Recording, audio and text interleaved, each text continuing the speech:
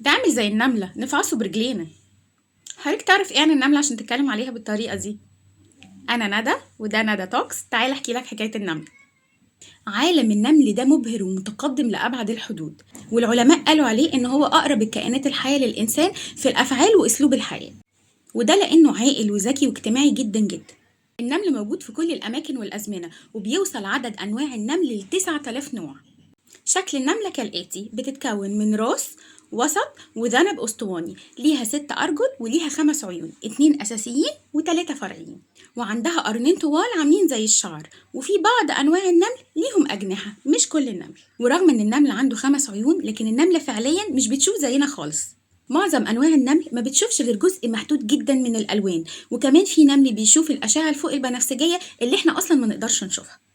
أما الرؤية عندهم ضبابية، يعني يشوفوا حركة وأشكال عامة، لكن يشوفوا تفاصيل لا، ما بيشوفوش تفاصيل. الأهم عند النمل من النظر هو الشم، لأن هما بيقدروا يشموا روائح كيميائية وبيتواصلوا مع بعض عن طريق الروائح دي.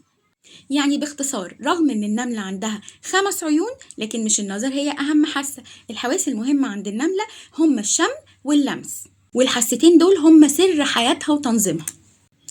ايه ده، ما بتشوفش؟ يعني الكلام ده ان هما لو خرجوا من جحورهم عشان يجيبوا اكل ما يعرفوش يرجعوا؟ لا، بترجع، ما تقلقش. عندها طرق عبقرية تقدر ترجع بيها لعشها حتى لو ما بتشوفش. أول طريقة ترجع بيها بيتها هي أثر الروائح أو الفيرومونات. النملة وهي ماشية بتسيب وراها خط كيميائي زي كده خريطة بريحة، علشان هي نفسها أو النمل التاني يقدروا يتتبعوا الخط ده ويرجعوا لجحورهم. الطريقة التانية اللي تقدر ترجع بيها اسمها بيدوميتر ثيوري، وهي حساب عدد الخطوات. يعني لو مشيت بعيد عن جحرها 100 خطوة تقدر ترجع بنفس عدد الخطوات اللي مشيته. تالت طريقة النملة بتقدر ترجع بيها لجحرها هي الإحساس بالضوء واتجاه الشمس. فاكرين لما قلنا النملة عندها 5 عيون؟ 2 أساسيين و3 إضافيين، أو اسمهم العيون البسيطة. هي العيون البسيطة ال3 اللي عند النملة دي بتقدر تحدد اتجاه الشمس ومكانها. رابع طريقة النملة بترجع بيها لجحرها اسمها الذاكرة المكانية. بعض أنواع النمل بتقدر تحفظ معالم الطريق زي الحجارة، أماكن النباتات. يعني النملة الصغننة دي عندها جهاز GPS طبيعي. كمان في نمل بيبقى مستقر في مكانه، وأنواع تانية من النمل حياتها كلها عبارة عن ترحال من مكان للتاني. بالنسبة بقى للشغل عند النمل، عندهم سيستم دقيق ومنظم جدا، بيوزعوا فيه المهام والوظائف على كل نملة في المملكة. وفي كل مملكة نمل لازم يكون في ملكة للنمل، بتبقى وظيفتها ايه؟ إصدار الأوامر ووضع البيض. ورغم ان دايما ليها مكان محدد لازم تقعد فيه، بس بتكون على اتصال بكل افراد المملكه. مستغربين وكاني بحكي فيلم، صح؟ لا، ده مش فيلم، دي فعلا حياه النمل، ولا نملك الا ان نقول سبحان الله. في ايه تاني في مملكه النمل؟ في عساكر لحفظ الامن والامان. سبحان الله، ربنا خالقهم جسمهم اكبر، راسهم صلبه وكأن عليها خوذه، وكأنهم جيش بالظبط. المملكة كمان فيها إناث، وبتكون وظائفهم محددة زي تربية الصغار أو تنظيف الممرات والمساكن أو إحضار الطعام من خارج المملكة. يعني حتى النملة الأنثى كمان بتنظف. وزي ما تعودنا إن كل حاجة تخص النمل منظمة، كمان مساكنهم اللي بيسكنوا فيها بتكون منظمة جدا جدا. ومساكنهم بتتقسم لإيه؟ غرف وأماكن لتخزين الطعام. وأماكن تخزين الطعام لازم تبقى رطبة ودافئة، والمخازن دي دايما واقف عليها حراسة مشددة جدا جدا. وعلى قد ضعفها وصغرها النملة الفظيعة دي قروبة جدا، لكن بيعرفوا يبنوا مساكن كاملة ليهم تحت الأرض ومن غير لا استخدام آلات ولا معدات. لدرجة إن في نظرية غريبة جدا كانت بتقول إن قدماء المصريين بيقلدوا النمل في البناء. أنا معرفش النظرية دي حقيقية ولا لأ. خد بقى المعلومة الغريبة جدا دي: النمل بيتفنن في حفظ الطعام اللي بيجمعه. طيب ازاي؟ حبة القمح مثلا لازم يقسمها 2، والبقوليات لازم يقشرها علشان ما تنبتش تاني. سبحان الله بجد. واحنا لما نقول دخلوا الرز التلاجة لازم تقاوحوا وتقولوا ما ينفعش. في بقى نوع من النمل مش بس وظيفته ان هو يجمع الاكل، ده كمان يقدر يقوم بزرع حدائق كاملة من الفطريات تحت الارض، وايه، بيعتني بيها كأنهم خبراء زراعيين بالظبط.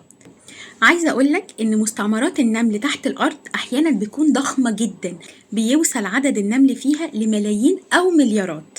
ورغم الأعداد الكبيرة دي بتكون منظمة جدا جدا جدا. زمان في علماء اكتشفوا مملكة للنمل قديمة جدا تحت الأرض، وعلشان يعرفوا تفاصيلها صبوا فيها كميات كبيرة من الأسمنت بدون توقف لمدة 3 أيام، لحد ما اختفى 10 طن من الأسمنت اللي هم صبوه داخل الأنفاق.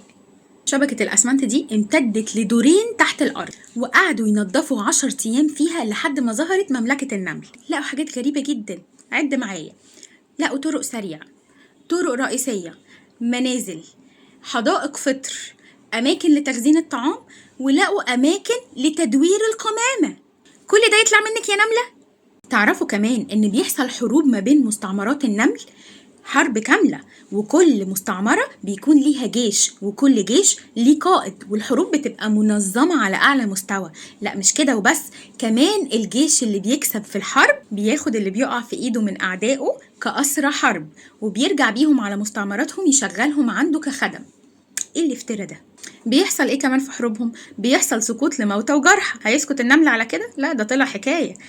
اللي بيموت من النمل لازم يشيلوه ويعملوا له جنازة محترمة، ويدفنوه في مقابر جماعية للنمل، وبتكون بره المستعمرة عشان بيخافوا من انتشار الأمراض. طيب النمل بيعرف منين إن في نملة ماتت؟ النمل لما بيموت بيفرز حمض معين اسمه حمض الأوليك، وده بيبقى ليه ريحة مميزة هم بس اللي بيشموها. مش قلتلكوا إن النمل بيعتمد على حاسة الشم بنسبة كبيرة جدا؟ المهم لما النمل بيشم حمض الأوليك ده طالع من جثة نملة معينة على الأرض، بيروحوا بسرعة بأعداد يشيلوا الجثة دي من على الأرض، وزي ما قلتلكوا بيعملوا لها جنازة ويروحوا يدفنوها فين؟ في مقابر مخصوصة لدفن النمل بعيد عن المستعمرة. وبعدين يخلص الموضوع على كده؟ لا، ده النملة دي طلعت مش سهلة خالص. لازم النمل اللي شايل الجثة ينظف جسمه بنفسه. ليه؟ علشان يتأكد ان مفيش اي ريحة من ريحة حمض الأوليك دي مسكت فيه. ليه؟ لان النمل غشيم، لما بيشم الريحة دي على اي نملة صاحية او ميتة بيروحوا يشيلوها ويدفنوها على طول. الكلام ده جربوه علماء قبل كده، حطوا جزء من الحمض ده على نملة عايشة، وفعلا النتيجة كانت ان عدد كبير قوي من النمل جري عليها شالها ودفنها على طول. وايه كمان غريب ومريب وعجيب في عالم النمل؟ طريقة نوم النمل. بتتعب قوي النملة دي اكيد بتحط دماغها على المخدة ما تحسش للصبح.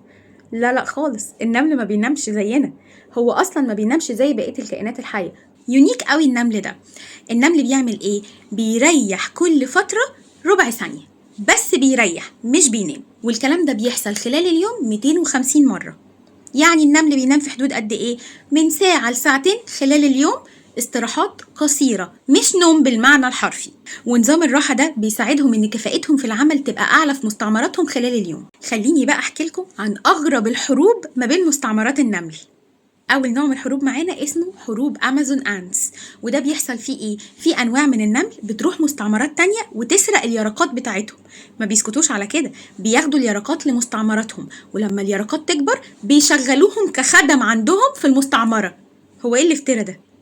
في نوع بقى تاني اسمه نمل الجيش Army Ants. دول بقى بيتحركوا مع بعض كأنهم جيش فعلا، وهم ماشيين لو قابلوا أي مستعمرة لازم يهجموا عليها وياخدوا الأكل والسكان وكل حاجة في المستعمرة كغنيمة ليهم، تطار في نفسهم يعني. بصوا بقى، النمل مش بيتكلم، هما بيتواصلوا مع بعض عن طريق الترددات أو حاجة اسمها الفيرومونات. وده ايه؟ ده هرمون النملة بتفرزه عشان تتواصل مع النمل اللي حواليها. احيانا بقى مش بيستخدموه بس للتواصل، في حالات بقى بيستخدموا فيها الفيرومونات دي كسلاح. فاحيانا في الحروب في نوع من النمل بيفرز الهرمون ده عشان يلخبط الخصم اللي قدامه، يخليه كده متلخبط مش عارف يتصرف. وفي كمان نوع اسمه حروب الاقليم، بيبقى مثلا ايه؟ مستعمرتين نمل من نفس النوع بيتخانقوا على قطعة ارض واحدة مليانة اكل، والنوع ده من الحروب ممكن يستمر ايام او اسابيع، وكل مستعمرة بتبعت احسن جيش عندها لقاتل لمقتول. اخر نوع معانا في الحروب في نوع اسمه النملة الانتحاري. بصوا بقى عشان اسمه غريب قوي وانا بقالي ساعة بتدرب عليه، اسمه ايه بقى؟ كامبونوتوس ساندرسي. قلتها صح. النوع ده من النمل الجنود فيهم لما بيلاقوا نفسهم مش هيكسبوا المعركة تفتكروا بيعملوا ايه؟ بينفجروا. جسمهم بيفرز مادة لزجة وسامة بتعمل ايه؟ بتلزق العدو وبتموته. ايه القاسي ده؟ في بقى نظريات كتير بتقولك ايه؟ النملة دي اقوى مخلوق على الارض. ايوه زي ما سمعت رغم انها صغيرة، بس النظريات دي مش صح. النملة مش اقوى مخلوق على الارض طبعا لا، بس هي تعتبر قوية جدا بالنسبة لوزنها وحجمها. يعني النملة تقدر تشيل من 20 ل 50 ضعف وزن جسمها. هفهمها لك بالبلدي.